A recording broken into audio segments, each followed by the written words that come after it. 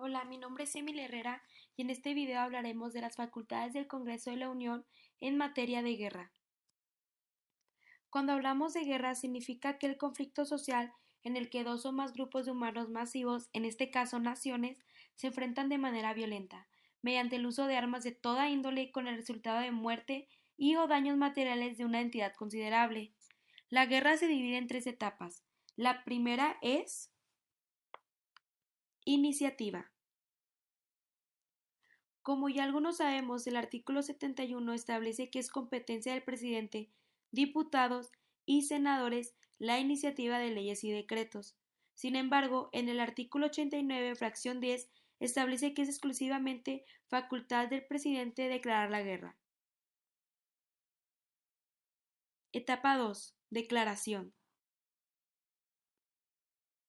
Existe una confusión porque el artículo 73 faculta al Congreso para declarar la guerra, pero el 89 al Ejecutivo. Entonces, ¿qué función corresponde a cada uno?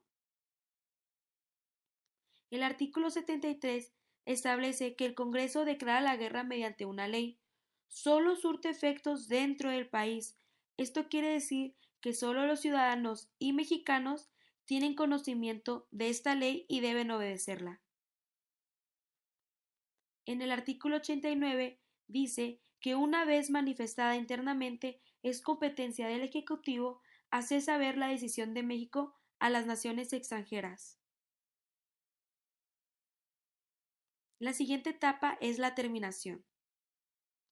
La guerra concluye cuando se celebra un tratado entre el presidente correspondiente y nuestro presidente de la República, siempre y cuando tenga aprobación del Senado, de nuestro Senado.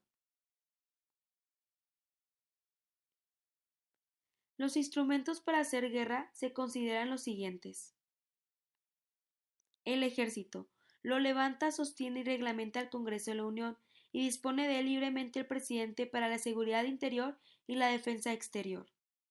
También la Guardia Nacional. La intervención del Congreso consiste en dar reglamentos para organizarla, armarla y disciplinarla, pero quien toca instruirla en los gobiernos de estos es de quien depende.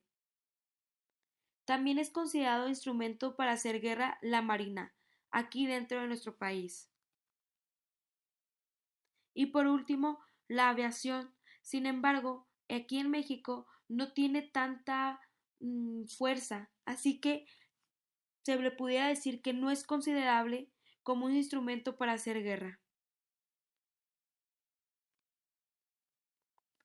Obligación de un mexicano. Conforme a la Constitución del 1917, quedó como obligación del mexicano alistarse y servir en la Guardia Nacional, conforme a la ley orgánica respectiva, para asegurar y defender la independencia, territorio, el honor, los derechos e intereses de la patria, así como la tranquilidad y el orden del interior. Antes se consideraba servir y alistarse al ejército como una obligación del mexicano. Hoy en día ya no es considerado como una obligación del mexicano. En la actualidad, servir al ejército es únicamente una prerrogativa del ciudadano, lo que significa que solo el ciudadano tiene el privilegio, el honor, el derecho de pertenecer al ejército, con exclusión de todos los extranjeros y de los mexicanos que no son mexicanos o ciudadanos. Perdón, ciudadanos. ¿Cuándo eres considerado ciudadano mexicano? Siempre y cuando cumplas la mayor de edad, 18 si estás casado y 21 si no lo estás. Y también debes tener un modo honesto de vivir. Muchas gracias por su atención, espero haya sido de su agrado esta pequeña explicación. Hasta luego.